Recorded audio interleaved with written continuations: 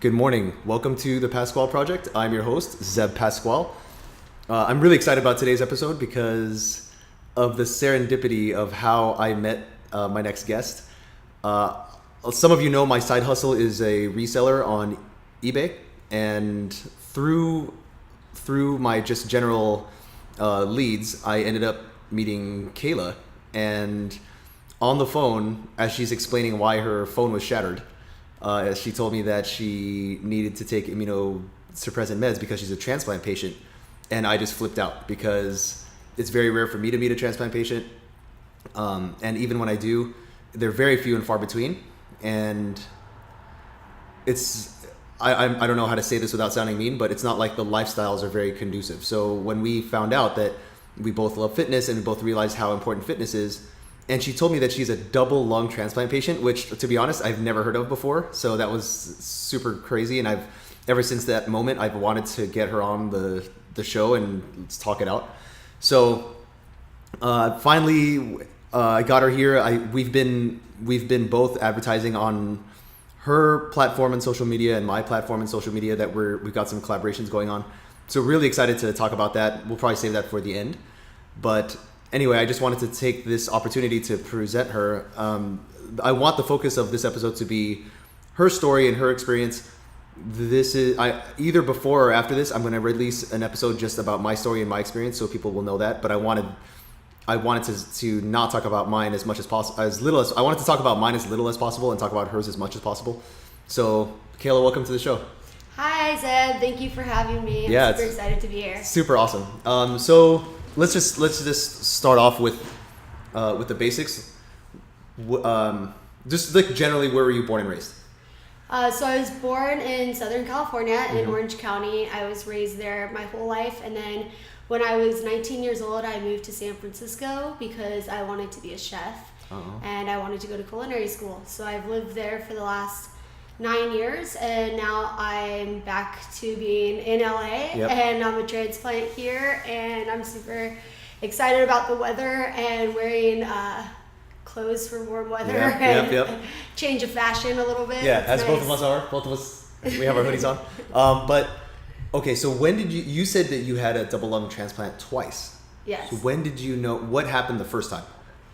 Like, pretend you're talking to people who know nothing about it. You mean why did I get it? Yeah, or yeah. So what led to you needing the first double lung transplant?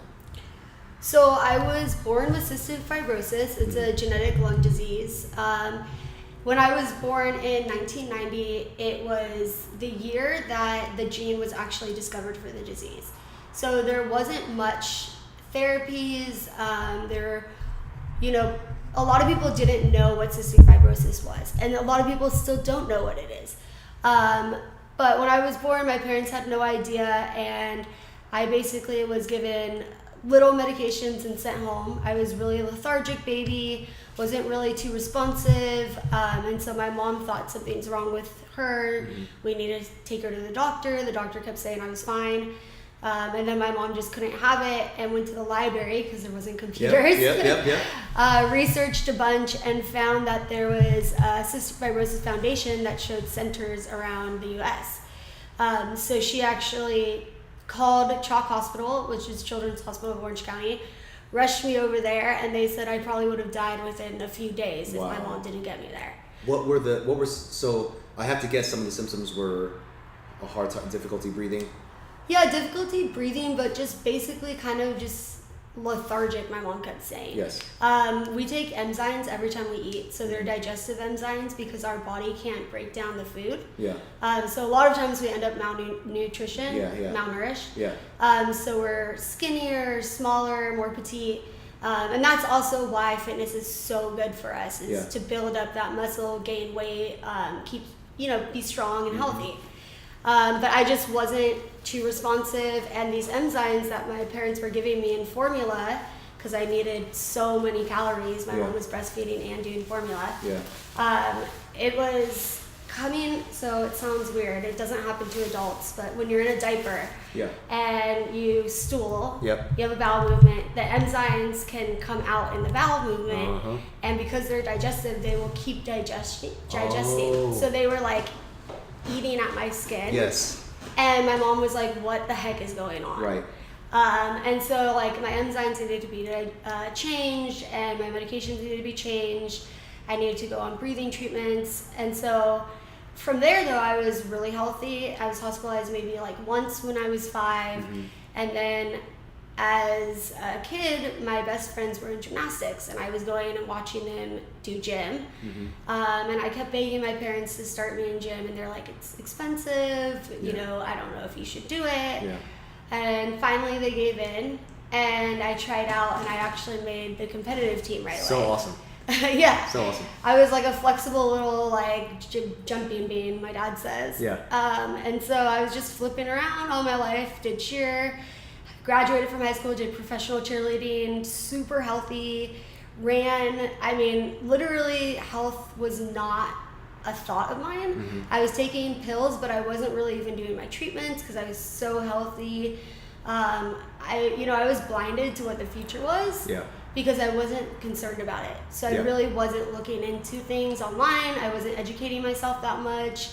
And there definitely wasn't social media. So I wasn't seeing people and what my future could be. And so I was just thinking short term. And then I moved to San Francisco, and I stopped doing all of my athletics.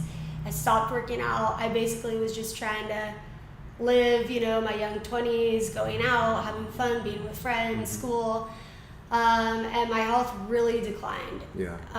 And so I ended up kind of living in and out of the hospital. I would take breaks from school, come back to school. I think my program was like a little over a year. It took me like 2.5 years, which was fine, but it just took me so long because I would have to take a class for the 6 weeks period that each class was. And then if I went to the hospital, I'd have to stay out for 6 weeks till I joined the next one. So it was a long process, but it was definitely worth it. And then I started working, and things just kept getting worse. And I think that I was in denial of what my health was. I was trying to hide how sick I was. And finally I went to the hospital, and my lung function had gone from, it was in the like 50s and 40s, from the age of like 18 all the way to like 21, 22. And then it just dropped to 18%. And I could not even walk to the bathroom. I woke up and I instantly was like, I feel like I'm dying. Like, take me to the emergency room right now. And so they put a feeding tube in me. I was there for like 2 or 3 months. And how old were you at this time? I think I was like 22. Okay. I must have been around 22. And it was really scary. And at that point, I was just ready to give up. They told me, you feeding tube, oxygen full time, you need to be 24/7 reliant on these things, and you have to get a transplant at this point. And they also said, but we won't give you one. And I was like, what? And they're like, well, you haven't been compliant. You don't do your treatments every day. You work when you know that you should have came in. So they put all of these obstacles in front of me of non-compliance. And once that goes on your chart, it's really hard to get it off. So I worked for like over a year to gain weight, to prove myself. I was going in, I think like every week, making like an hour drive to the hospital, just logging everything I was eating, controlling my blood sugars, my stomach, all of the side effects that go along with cystic fibrosis. And finally, they said, okay, we're gonna refer you to transplant. So I went over there, and they right away said no. And I was like, well, why now? Why would my doctor set me up for failure? And transplant world is just so hard to get into. And it's something that when you need it, you really want it when you're ready for it. And like me, when I first heard, I was like, no way, don't want it. Because I just was so sad that my quality of life was going to go down. And I didn't really believe in this like positive future. And then I don't know what clicked. People ask me what clicked, but something clicked in my brain. Reverse happened. I was like fighting for it. And I think that's because my family was so optimistic and so set on the mindset of this happening. For not really even myself, but for all of us. And so finally, the board of transplant, which basically is like the hospital board plus all of your doctors, come into a room. They finally said yes after, I think, like another year and a half of trying to get on the list. And I was listed at age 23. I waited for 19 months for my first transplant. Yeah. Had my first transplant. It was a total success. Good. And I was just going up and up and up, and I felt amazing. And it was a really hard recovery. My first transplant was like 4 months of sitting on the bed, really bad pain, not being able to breathe. Yeah. I didn't have that first like huge inhalation like everyone talks about. Didn't have that. I was like hyperventilating for 4 months. Jesus. And I just was like, this is terrible. Yeah. And they're like, you just got to learn how to breathe with your new lungs. They got to settle in. And I was like, okay, I have to believe them. I mean, what choice do I have? I'm here. And it just kept getting better until it got really bad again. And that was about I got it in October 2015, and in January 2017, I was diagnosed with rejection. And we thought it was going to be really fast, we thought it was going to be a quick recovery with steroid treatment, and it wasn't. And I was told again, no, we won't give you a transplant. Wow. And this time they were actually serious. Yeah. I mean, the first time they were serious, but they had set goals for me. This time they were serious, and my family was really pushing for my hospital to do the transplant again because that's where we felt comfortable. We had been there my entire adulthood. They had taken me from literally like actual death like multiple times. Like we knew that we could count on them. Yes. And at that moment I knew that I couldn't count on them anymore, and they totally gave up on me. And I was told I needed to go into hospice, and I was basically living in the hospital, and when I was home I was like crying to my husband that I thought I was going to die. And it was nothing like the first time. The first time was like settle over the 23 years of my life. This time was over a couple months. I had gone from being totally independent to being totally dependent on the couch, watching TV all day long, not eating anything except for my feeding tube, nausea, vomiting. I mean, it was just terrible. No quality of life, like zero. And when I got out, like it was great, but I eventually couldn't walk, so I needed to be in a wheelchair all the time. And I went into the ICU, and I was not conscious, and my family got serious, or they realized, oh crap, they aren't going to do it. And at that point, my husband and I had already been searching for hospitals all over the nation for a few months. Did they say why? Did they say why they didn't? I was too underweight. My kidneys at that point weren't in a good position. And really, I think for me, like, what my perception of it all was that they had seen me get sick. And every time I would get sick, I get, like, super sick. Like, I'm that patient that's, like, there's a 1% chance you get a collapsed lung when we do this biopsy. Oh, guess what? We hit your lung and now it's collapsed. You got to go to the hospital. Like, so I'm that patient, and I think that they were not confident they could get me through it. And they had even said, like, every hospital has their own set of surgeons and doctors and their own set of skills. And our skills could not see you through it. And there was a moment that the doctor, with my mom in the room, this is when she realized, like, oh crap, let's get her somewhere else. He said, if I were you or you were my child, I would reach out to every hospital and get on the first plane immediately as soon as someone took you. And that's exactly what we did. As soon as UCLA took me, we got on a jet, and I got brought over with basically an air ambulance. And I lived in the hospital for 5 months and got my second transplant, and now I'm just living. That is insane. That is insane. It's a long story, but it's a lot. It's craziness.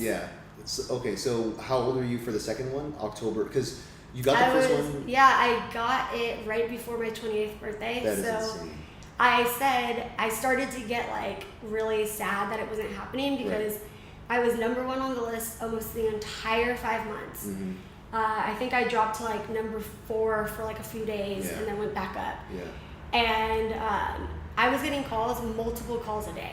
Wow. But these calls, I know, and people don't understand, why did you wait so long if you were number 1? Right. Well, I was getting matches, but you don't take the first match you get if you're stable. Yes. Which technically I was stable on a BiPAP, on oxygen, on feeding tube, all of those things. Right. So as long as I didn't need to be immediately intubated, they weren't going to take any of the lungs that just came.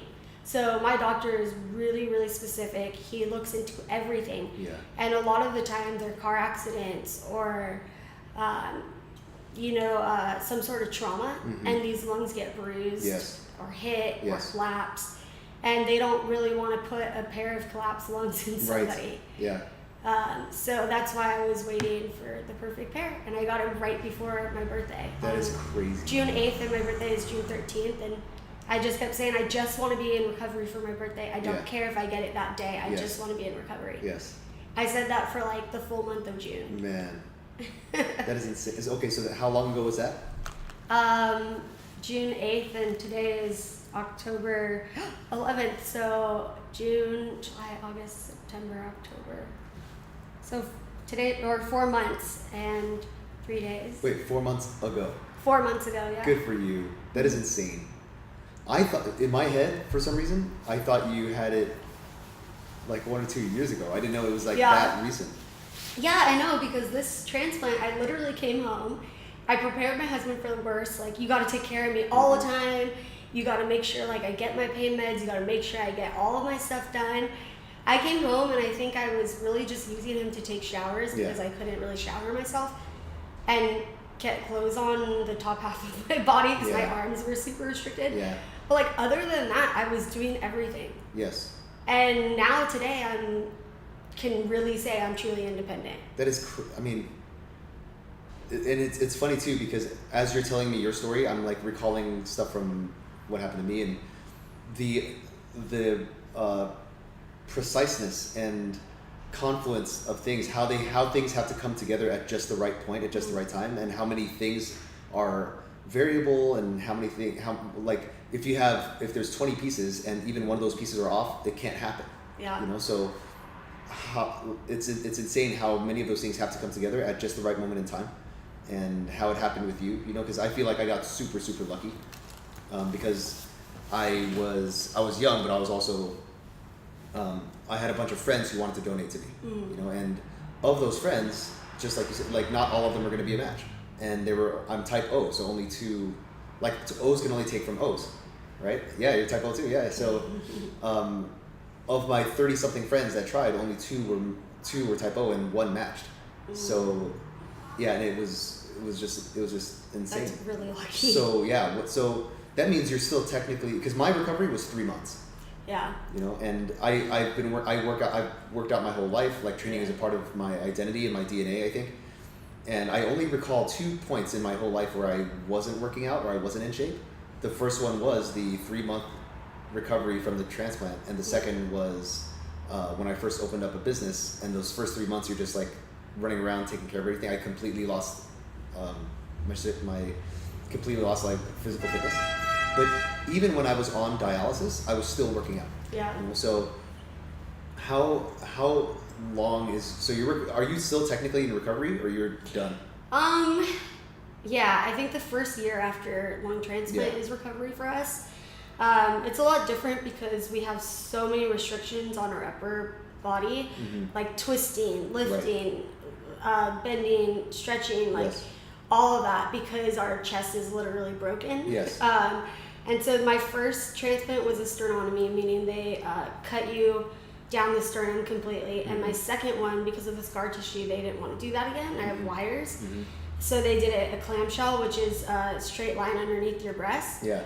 And so that point, they also lift your chest up. Yes. So there's a lot that happens with your ribs, the muscles, nerve damage, so much nerve damage, like everything. Yeah. So that's it. Yeah. But I did throw a pitch like month 2 I think it was 6 days after I had open heart surgery. Yeah. Jeez. So I'm like that person who just does stuff, and my doctor is like, I mean, I pass it through my doctor, but my doctor's like, are you sure you can do it? I'm like, I committed. I gotta do it at this point. And I kind of go for it. I mean, I don't like push too far past my limitations, but I've always been really competitive to be that person who's gonna keep going and keep being motivated. And So can you talk to us about your I'm trying to articulate this because I know that the recovery from a kidney transplant is in many ways different than recovery from a double lung transplant. So like for the kidney, I'm not downplaying it, but if the kidney rejects, I always have dialysis to fall back on. And even after the transplant, I could still walk, and they wanted me to just walk for as long as I could and not essentially, and plus I'm on so many drugs, like as you know, like there's so many drugs going on. I remember I tried to walk for as long as I could, but I would last maybe 10 or 20 minutes and then I feel like I'm gonna pass out.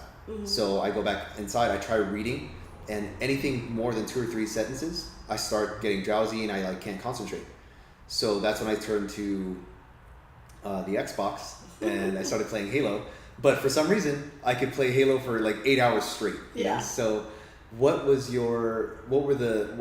of the recovery experiences that you had, like things that you had to get used to, or things that you had to learn? I definitely. So I prepared myself a lot for the pain because my first transplant was super painful recovery. Yes. So I prepared myself a lot for that. I also prepared myself a lot for like the mental aspect of it. Yeah. My first transplant, I went from like no rejection drugs to being on steroids, anti-rejection drugs, immunosuppressant drugs. Yeah. And that caused me to be super anxious. Like had to hold somebody's hand all day, every day. Yeah. For the whole time I was in the hospital. Yeah. And anytime I wore a mask, I would freak out for like months. Like it was really intense. So I was thinking, okay, well, I'm going to go back on all these super high doses of these medications. Let me prepare myself and everyone around me for this, and let's see now, pre-transplant, how we're going to work through it so I'm not so anxious. So we like set up plans for these things. Well, I didn't have any of the anxiety, none of the mental stuff, which was amazing. And I think I attribute that to because I was already on the drugs for so long. But the pain part, I was almost in kidney failure when I came out of transplant. Yeah. And so they were actually, there was a couple days where one doctor was, let's start dialysis. Another one was like, let's wait. Right. So they were like arguing over this. As you know, in rounds every morning, everyone argues over everything. Yep. And so they waited, thankfully, and I came out of it. But I was not given very many pain meds. Okay. At all. Did they say? Because of the kidneys. I see. So that makes sense. Yeah. So for people who don't know, every time you get pain medications, it has to filter through the kidneys, and that really damages it. Yes. So pain medication IV is like what the standard is recovering from these transplants. And I was given it for I think like 3 days. Yeah. And very sparsely, and then I basically was stopped cold turkey. Yes. And I was given like a small dose of a pain medication and Tylenol. Oh my God. And there was just days where I was a 9 to 10 on the scale for like 3 days straight. Yeah. And I was just like, I need something, but I can't take it. So I would get frustrated with myself for not being able to deal with the pain. Yeah. Because I really believe that everything is mental. And so for me, I'm like, if I block something out, it just will not exist. Yes. Like with tickling, I tell people I'm just not ticklish. Yes. And people usually will be like, okay, well, whatever, I'm not going to tickle her. Yeah. Or people will be like, yeah, you are, and try tickling me, and I'll literally tell myself that doesn't tickle. Yeah. And it just won't. That is insane. Good for you. But that did not work. I see. At all. Yeah, it didn't work at all, yeah. I was in so much pain, and I was just so angry that it was not mind over matter. Yeah. And I was like, why? Like, I usually control everything, and it's not. And I finally broke down like one day, and they gave me like a one-time small dose of pain medication. Yeah. and I slept finally for like 3 hours for the first time in like 4 days, like no joke. Yeah. And after that, I woke up and I was like, I'm ready to party. Let's go home. Yeah. Like, I'm like, I slept, Yeah. I relaxed, and my body stopped for a minute. Like, I am ready to go. Yeah. But it's the same after lung transplant. You're immediately up walking. You get extubated like really, really, really quickly if you can. I got extubated in like 1 to 2 hours after this transplant, which is crazy. Yes. And then I was standing my first night. I walked out of the ICU my second day. Yeah. And then I had a lot of complications. Yeah. But for the most part, exercise and fitness wise, they want you to move as much as possible. You have to walk 20 minutes twice a day. Yep. To just like work your lungs out, keep your muscles going. Yes. The steroids break down all your muscles. Yes. So it's like super important. You're just doing workouts as much as you can. Yeah. It is important. Yeah, because I remember them telling me that the kidney is a filter, and it's because it's a transplant. You want to have it utilize itself, or at least exercise its primary function as often as possible. So essentially just drink a lot of water. You know? Yeah. And so also because of the results of the medications, you're at risk for stuff like you're because the point of the medications is to prevent your body from rejecting the organ, with the axiom being that the body is amazing, but it's also dumb. So you put the organ, it's somebody else's organ in your body that's a general match for you. The organ will work, but the body will still recognize it as a foreign object, and therefore it'll reject it.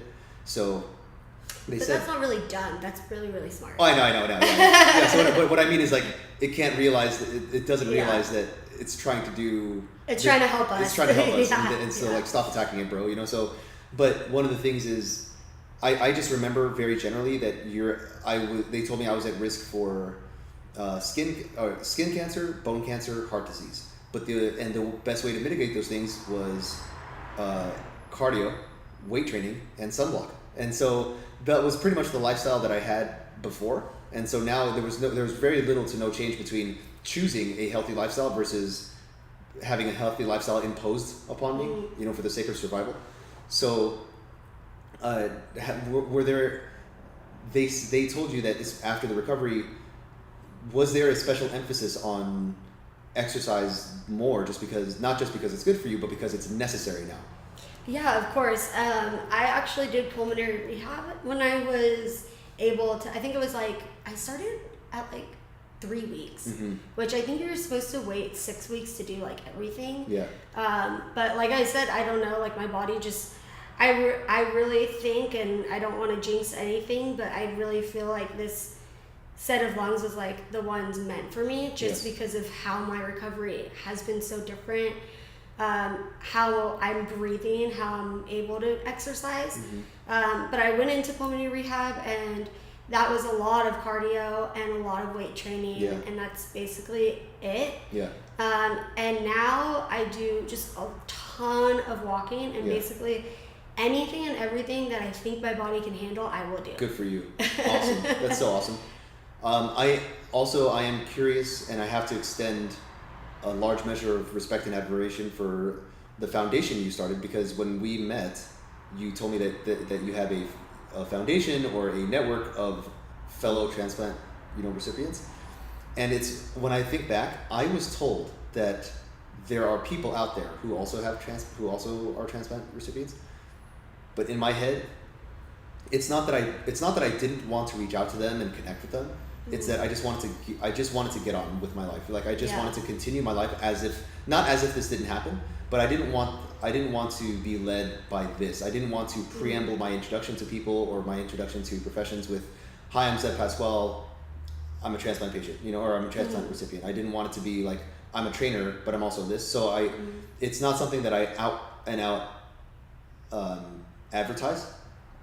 Even though I know that it's something that's going to come out. But what I'm trying to say is, it was never in my radar to start a foundation or to be the champion of the transplant recipient cause.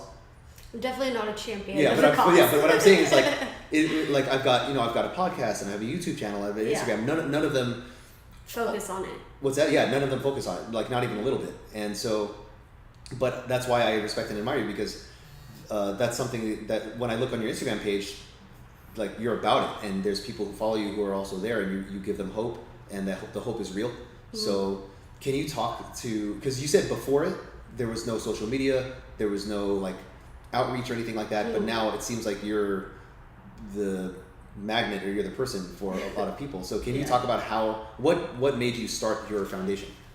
So first of all, sorry, what's its name? What is it? What's the name? Yeah, so my foundation's name is Fight to Breathe. Okay. And basically our main objective is just to give a transparent and authentic and real raw view into the life of somebody living with transplant, cystic fibrosis, genetic disease, chronic illness. And we want to try to fund innovative research as much as possible. And of course, we also just want to give to the community and help the people that are fighting for their lives, the families that are fighting for their lives, and just, the village, I call it, around these people. So I got listed at 23 years old, and at that point in my life, my mind had clicked into this positive mode of transplant is going to save my life. It's going to completely transform me back into being independent. It's going to transform me into being as athletic as I used to be. I really had all of these expectations that were like dreams for myself after transplant. And at that time, Instagram had just started. It had been out, I guess, but it wasn't really like a huge social media thing. It was taking pictures of food and posting them. Yes. You remember all of the food pictures on Instagram? Yeah. So that was the thing, which I totally did because I was working as a chef. So I was like all about posting everything. And then all of a sudden my post just like died off, and people were like, wait, where's the food post and all this stuff? And I was like, I don't know. But when I started my transplant, my doctors or my social worker told me basically, hey, you should start fundraising because this is going to cost a lot of money. And it was just me and my mom. And my mom was at that point fully taking care of me. I had moved back in with her. I could not work. I had no income.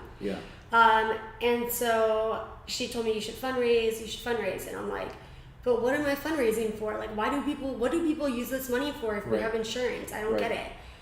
Well, depending on your insurance, it depends a lot on what you pay for.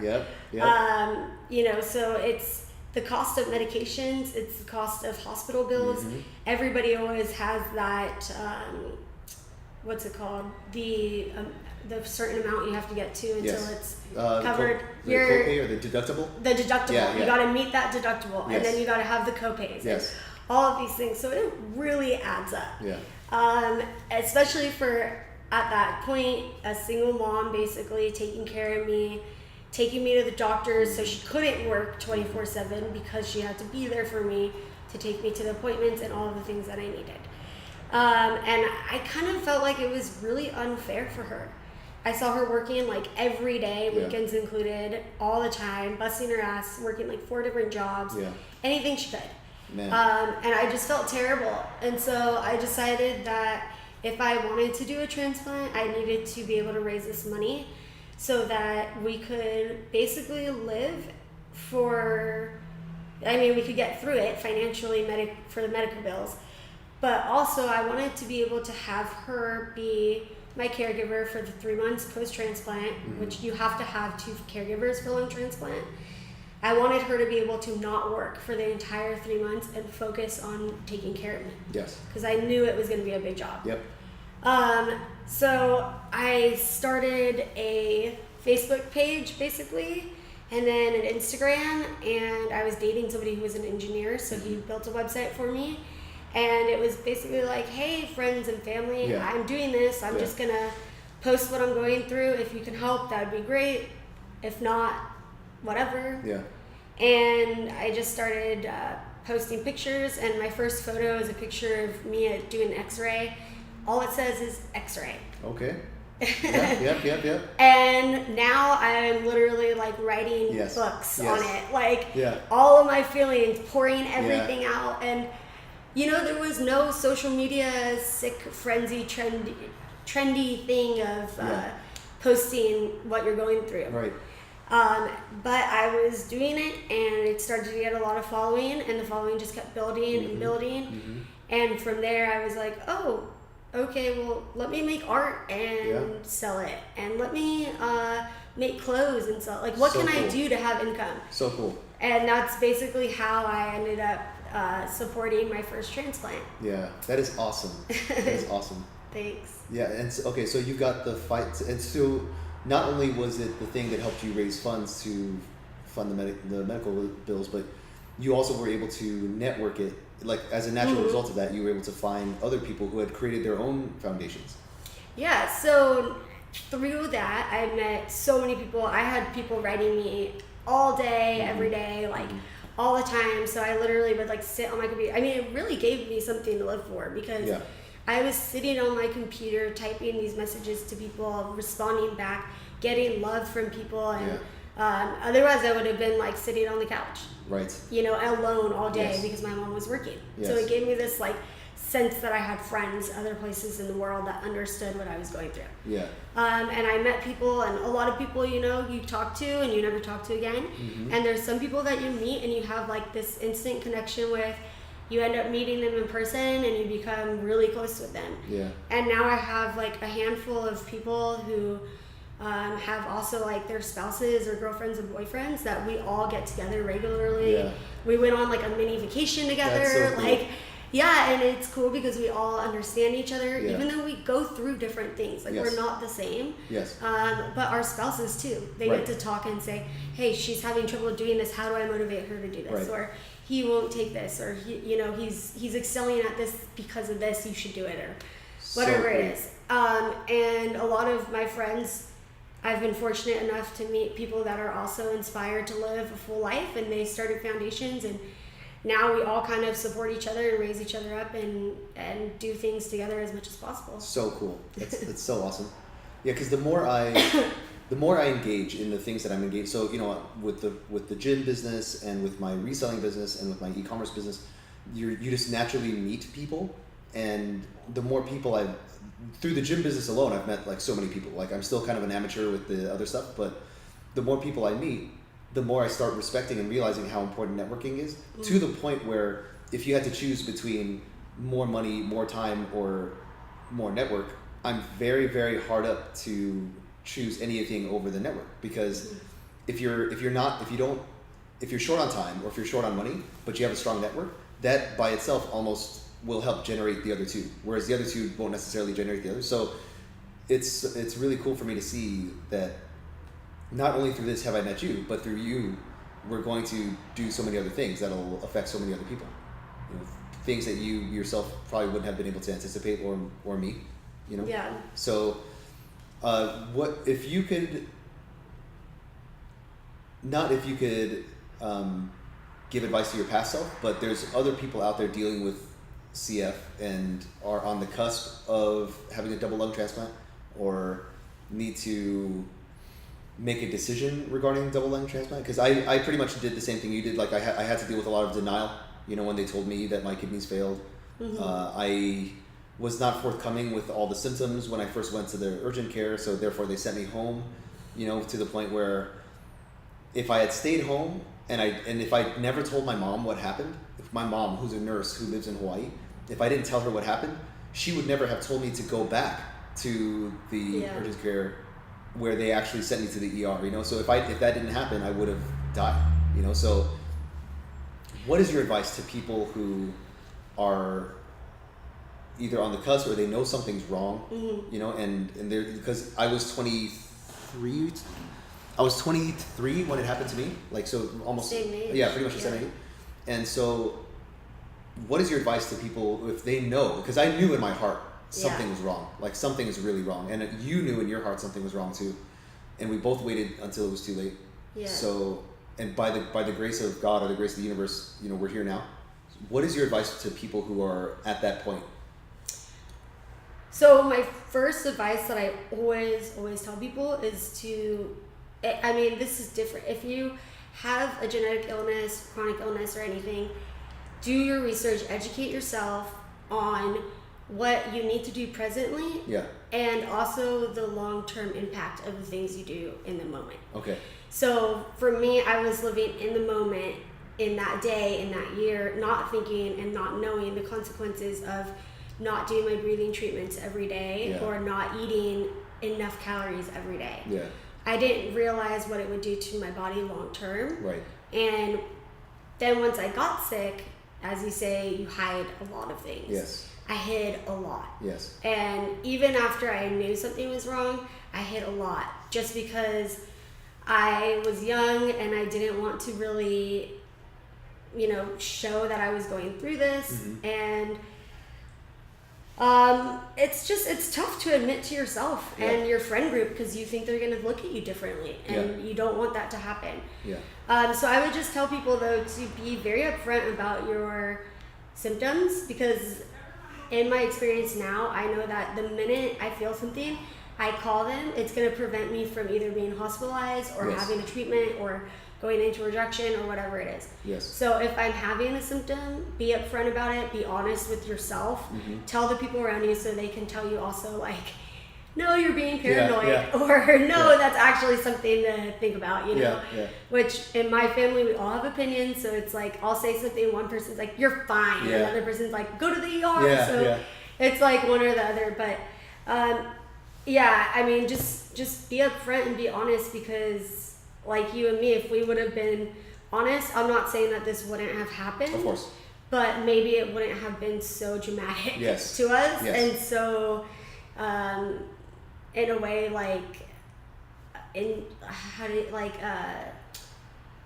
traumatic. Yes, I agree. Yeah, it's like you didn't have to cut it that close. Yeah, exactly. And put our family, friends through so much stress. Okay, so speaking of fitness, are there certain exercises or certain movements that are desirable or good for double lung transplant patients in particular? A lot of cardio and a lot of muscle building. Okay. The muscle building for the prednisone and to get stronger. Yes. But really, it's a lot of walking. Mm-hmm. And like, my goal in life is to be able to run again. Okay. Like, when I see people running across the street, or I lived in San Francisco, so it's like gym crazy, like health fitness, which is LA too. But there, it's like you see people running on the street 24/7. I lived right by the water, by the Bay Bridge, and it's like a huge running spot along there. See that. And so I just would like sit there and be like, I just want one day to be able to run. And now I can run like a block, I think, or half a block or a block. But I'm like super freaking awkward because I haven't ran in so long. So I'm like, I don't know if you watch Friends, but there's this episode of like, I think Rachel or Phoebe, and they like run and they're like really flaying their arms around and like super weird. And you're like, you run crazy. That's me. Because I have like little muscle. I haven't ran in years. I'm just like trying my best, but I look super awkward. That's so funny. I always make like somebody film me because I'm like so proud that I'm able to do this. And then I look at it and I'm like, oh, that should not be posted anywhere. That's terrible. Like, that footage. But that's like my goal, is just to be able to be like, bye, going for a run, and like run and come back on. How does it feel when you run? Like mentally or physically? Because you just described how you look when you run, but how does it feel? Like, how does it feel on the inside of you? I mean, it feels like I'm literally succeeding the thing that I wanted to succeed for so many years. It's like when you have this bucket list goal of like going on a hot air balloon, and that's like, out there, way out there, and then there's like the goal of like building your empire way out there, and then the goal of running is like just as far out there for me, if not more. For me, running excels like even going to Europe.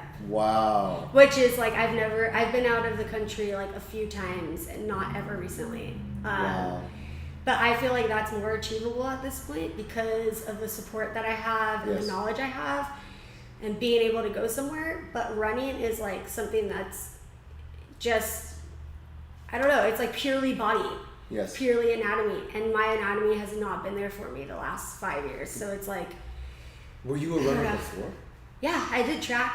Okay. I mean, in gymnastics, they literally teach you how to run fast.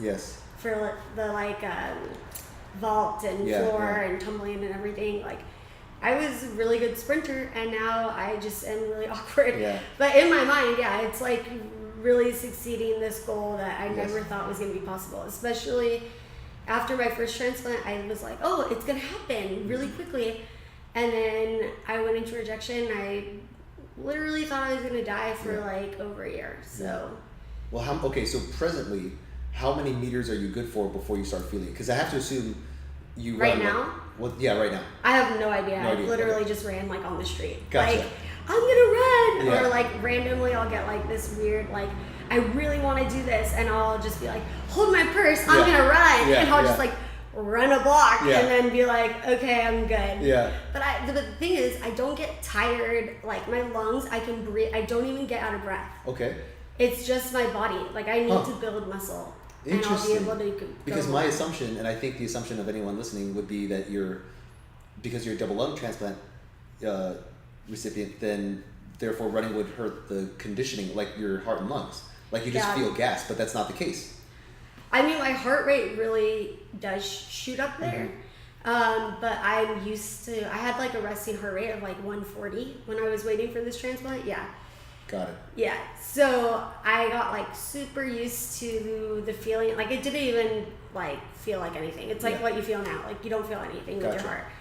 And now my heart rate's in like the 80s, 70s, which is like crazy to even imagine. I'll go for walks and my heart rate will get up to like 102 max. Yeah. So I mean, I feel it now when it's like over 100, but like it's not a big deal. Like my body's still working. I think it's all just muscle. Yeah. Okay. So do your muscles hurt, or is there? I don't know. Do they just get fatigued? Yeah, I'm trying to cogitate the. Like that's what I meant. Like I'm trying to cogitate the feeling of running to you as you run. It's kind of like when you work out. Yeah. For like the whole weekend, or do like a camp or something, and you go home and you literally feel like jello, and you're just like cannot walk across the room because you're jello. It'll be like I'm running, but like because I'm so like I have no muscle build up, like I just become jello. Yes. Insane. Yeah, so it's like mentally I want to keep going. Yeah. I'm not tired physically, but my muscles are tired. Man, because you might have just made a huge difference in my own personal. Because anyone who knows me well knows that I don't like running. Like it's my least favorite thing to do, even though I know it's so good for you, and I know that everyone should do it. Because the way I work out is a mix of basic gymnastics and basic weightlifting and basic conditioning or cardio. And my favorites are gymnastics and weightlifting, but my least favorite is cardio. But now, after having listened to you, it's like, how can I complain? How can I complain about that when I've got somebody here who that's just the act of running is a like a long forgotten or a long sought out goal, whereas like it's physically available to me. So yeah, you might have just made the best argument to me of any argument on as to like why to start running. So I thank you for that. But yeah, I certainly would love to see that day, and this is my unprofessional, completely biased opinion just based on everything I've seen, but I think you can totally get there, So I'm not saying it as a medical professional because they're so hampered by liability and things they can't say, but I'm not in that position, so I think I could safely say that you're going to get there. Yeah. I will get there. I just need a lot of hours in the gym, basically. Yes. Yeah. I just set this goal that I wasn't going to share, but I'll share with you. I set a goal to walk the LA Marathon this year. So awesome. So it's April 24th or March 24th. Okay. So right now I basically have to add a mile to my walk every week. Okay. So based on the last walk I did and was super sore for like 2 days. Yeah. It's going to be tough, but like it's doable, I hope. Yeah. As long as I don't have any setbacks. Yes. But my doctor has been like running it every year for like 30 years or something. So I want to surprise him and be like, guess what? Yeah. I finished it. That's so cool. Yeah. So if it's next April or March, that means you have... I have like 20 weeks to do it. Okay. So 5 months. That is awesome. Have you? Okay, so this is the first time you've declared it. Like, Yeah, you haven't even. 26 miles. Okay. And I could not even walk across a room. Yes. Before. That's so amazing. Like I couldn't even go to the bathroom in my hospital room. Yeah. I had to have a commode because I couldn't walk there. Yeah, so amazing. I mean, I'll let you know when this publishes, so whatever. But when you do publish, when you do make that goal public, like I look forward to supporting it however I can. I actually just realized that I think I might have exited. I actually just realized that I am on a live stream. Oh, really? So you just I just said it out loud. Awesome. So now people know. Like it's not even waiting for. It's not even a matter of waiting for the podcast. It's a matter. It's like. Yeah, it's like now who's going to tell it out loud? Yeah. So people are like, oh yeah, that's awesome. Go for it. Yeah. So anybody that wants to come to the LA Marathon Yeah. and walk it by my side, we can have a Fight to Be Fit team. Yeah. A Fight to Breathe team Yeah. at the LA Marathon. If you want to come, it's March or April 24th. Not really sure. 26 miles. We can do it. So cool. So awesome. All right. So usually as an episode shuts down, not like as an episode starts wrapping up, I give my guests opportunity to essentially sell their shit. So like whatever business you're in or whatever. So the last episode I had was an old friend. She teaches like yoga classes. And, she makes like I forgot what they're called, dream catcher things. Oh yeah. You know what I mean? And I'm just like advertise it and sell it. Like before her, old friend who he does like home meal prep, and I'm like sell it. So whatever foundation you have or whatever anything that you're selling to make a living, like I want to give you this, so sell yourself. So again, my foundation's name is Fight, the number 2 Breathe, and you can see everything that we're doing on fight2breathe.org. We have a lot of swag that you can pick up and represent us. Some art that everything is done by me. We also have some greeting cards that I do by hand as well. All of the proceeds go 100% to the foundation into helping others. So like I shared, my first transplant, I really was trying to support my family. And now I'm in a different position. I've been married recently, coming up on my 1-year anniversary. Awesome, congratulations. And I've been very blessed now to be able to have this community that I've built. And so I'm putting all of my energy and all of my healthy vibes into giving back to the community, people in the community. So one of the things that we are doing that costs very little, a couple cents, is we're doing a featured fighter mail campaign, meaning that we have somebody who is fighting disease right now and needs a little bit of love and motivation. They're either in the hospital or really sick at home, and we're sending mail to them. So our featured fighter for the months of September to December is Sarah Bima, and she is been homebound for about 3 years. You can write to her. Her PO box is on our website, again, fight2breathe.org. That just takes a couple seconds out of your day to really change somebody's life.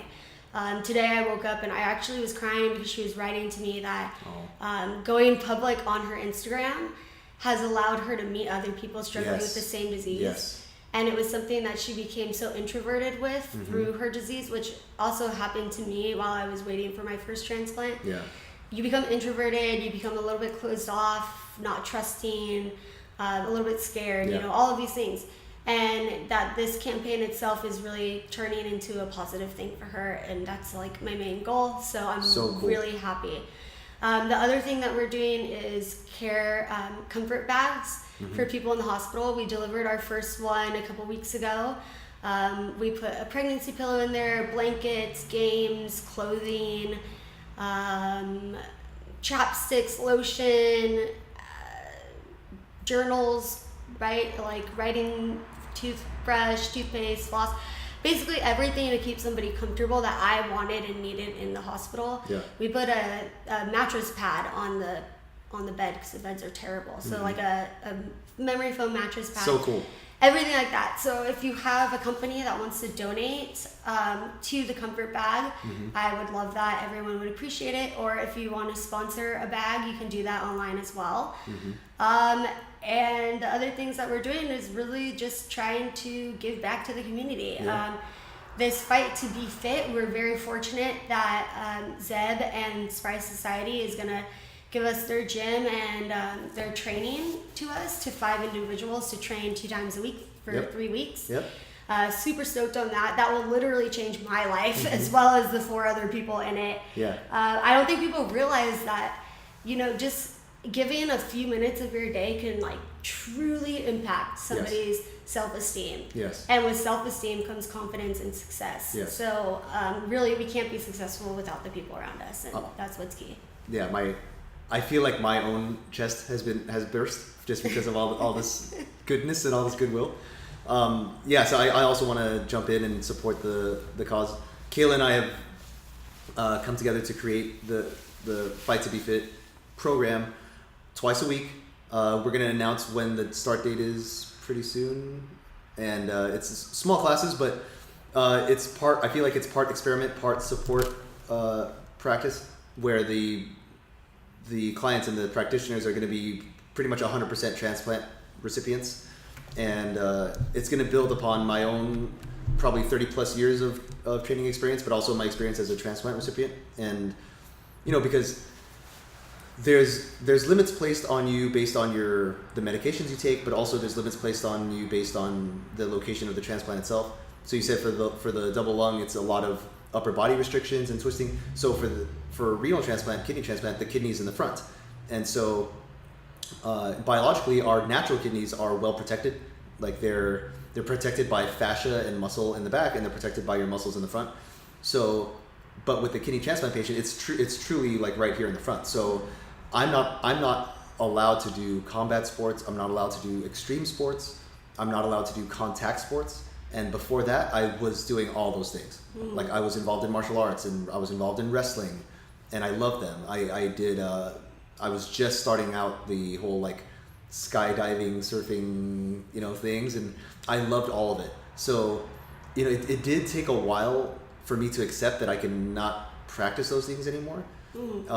Because before, I didn't just practice them because I'm a thrill seeker. I practice them because the world is what you make it, but the world can also be violent and cruel. And so I was in martial arts from a very young age for the purpose of self-defense. And having been in pretty much like in real fights don't feel like practiced, rehearsed fights. You know, they actually feel pretty much like death, and they happen really fast, and you have no idea like what's happening. So the best way to prepare for things like that is to just train harder. And it sucks because it has removed the ability to train hard. It's removed the ability to realistically train. And so that plays on my mind a lot. And I think the ability to adapt to the restrictions, but still find ways to get done what needs to get done is huge. And so do you still have do those restrictions for double lung transplants go away? Like, can you twist now? Can you bear load overhead now? I can't twist that much yet. Okay. I mean, I do a little bit, but I get really sore still. Yeah. But I'm still pretty new, and the 4 months, I had 4 months, but then I also had open heart surgery, so they opened the clamshell again. Yeah. So I have another recovery time. So for me, it's like I'm still within those 3 months still of recovery, and I still have like another one. But yeah, like eventually there's people that do full on like yoga, like real, you know, back bends, handstands. I don't think I'll get back to tumbling. Yeah. But I definitely want to have a more flexible chest, because like I feel right now like I'm a little bit of a robot. Okay. Like I'm super stiff. Yes. Yeah. Yeah. And so I don't want to be as stiff. I want to be able to like move more fluidly, and like right now my chest is like super barrel chested and broad because of the surgeries. Right. And I know that if I get better posture and I have like a little bit more of, I can hold my shoulders back more and stuff, it'll help just kind of like open me up and have a more feminine posture, like build a little bit more. So those are things that just like aesthetically, you know, I want to change. But as far as restrictions, I mean, eventually I'll get back to everything, lifting as much as I want, all of those things. I think I have a hard time balancing between what I'm supposed to do for the restrictions and what I push myself to do. Yeah. I definitely never do something that they're like, don't do. Like, Sure. I'll never do something like that. Sure. But like, I already want to start rock climbing again. Yeah. Which is like all upper body, like, Yeah, pulling yeah. yourself and stuff. And part of the restrictions is like not raising your hands completely over your head. Yeah. So that's a little bit of a thing. And then also, like, I love bouldering versus like being on a rope. Versus top roping, yeah. Yeah, and so bouldering, you fall a lot, Yes. like right on your chest and your back. Yeah. So that's another thing that's a little bit iffy. But I Right. did it the whole time I waited for my first transplant when they were like, no, you shouldn't do it because like if you break a rib, Right. you'll puncture your lung. And I'm like, what are the odds? Like, exactly. I'm good, So I think because I grew up in competitive sports, it pushes my mind to excel or go beyond what people put limitations on me. Yes. And that's really, really helped me within my health. Yeah. To say twice now, you're going to die, let's keep going. Sure. Or I guess like 3 times Yep. I've died and kept going. Yep. So, yeah. What was the third time? At 8 months post first transplant, I went to Hawaii, and we spent like 9 days on Maui, and then traveled to Oahu, yeah. So we traveled to Oahu, and luckily we set that as our second island because we knew that was where the hospital was. Yeah. And we knew that if something happened, it'd probably be on the back end of the trip, and Yes. I'd go there. Well, that happened. So I got really, really dehydrated, basically. I didn't realize that when you're in the ocean, you're also being dehydrated. Right. Didn't realize that. Spent like half a day on the beach without drinking much water because I was like surfing with my brother and we were just hanging out. I really wasn't thinking. Yeah. And so it's terrible because as soon as my mom met us, I went on a trip with my mom, my brother, and I. As soon as my mom met us, she's like, why have you not been drinking water? Why have you not been hydrating? She was really livid about it. Yeah. And I totally understood, but I was also like, back off, I'm fine. I'm being super healthy. Like, I was also like parasailing, surfing, hiking, waterfall jumping, swimming, like everything. Yeah. And so I got dehydrated. I ended up getting really like constipated, which is a problem with cystic fibrosis and all the medications and stuff. So it was my mom's birthday. We went to dinner. I ordered food. I ate all of it because I didn't want to not eat all of it, even though I didn't feel well. Went back to the room while they went out. And then I was just like in tons of pain. Yeah. I needed to go to the emergency room. Yeah. Went in, got an enema, was fine. Went to the bathroom, came back. I know this is like a weird thing to talk about, but it's real. This is real stuff. Came back to the room the next day. I was, fine again. And then I just was not fine, and I literally don't remember anything. Wow. I was so sick. I went into the emergency room, could not go to the bathroom, and then eventually, because my stomach was so full, it was compressing my lungs, and I wasn't able to put off CO2. So the CO2 was trapped, and basically it like kills your brain cells, and you can't breathe. So I started passing out. And the hospitals in Hawaii, like they got me through, but they didn't have all of the like machines and access to everything that would keep me alive. And so I basically was eventually intubated because I stopped breathing and I could not expel the CO2. And then they told me she's gonna die, or they told my mom and my brother she's gonna die. I guess my mom and brother didn't sleep for like 4 days, 5 days.